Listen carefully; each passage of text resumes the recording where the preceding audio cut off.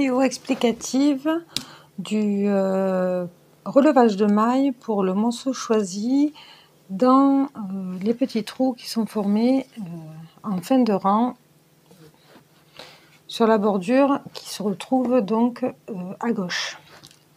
Donc là, bien sûr, j'ai fait qu'un seul petit motif, les motifs ils se succèdent dans la longueur et ensuite je rabats les mailles, il me reste une seule maille sur mon aiguille et là je vais vous montrer comment on monte les mailles et comment on tricote en fait une maille dans tous les petits jours qui ont été formés à la fin des rangs endroits.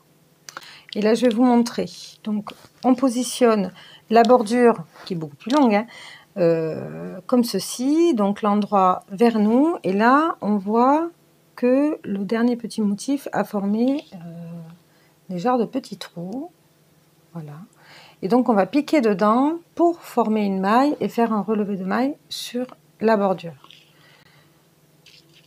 Dans le patron, en un premier temps, il va falloir d'abord monter une maille. Alors moi je monte les mailles comme ceci. Voilà, alors il y en a qui peuvent les monter, on peut aussi les monter avec le pouce.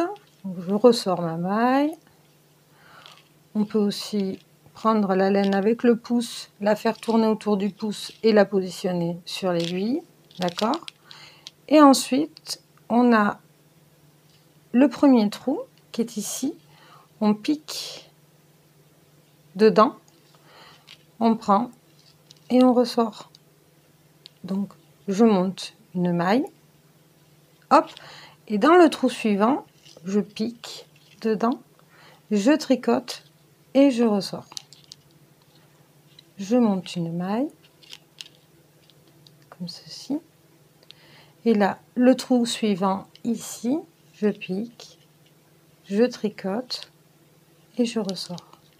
Donc je fais un relevé de mailles dans les jetés que j'ai formés en fait en fin de rang endroit sur les premiers motifs de la crinière. Voilà, j'espère que ce tuto vous sera utile pour relever les mailles du patron morceau choisi. Je vous mettrai en description le lien vers le modèle qui est sur ma boutique et je vous souhaite à bientôt pour d'autres tutos. Bisous bisous.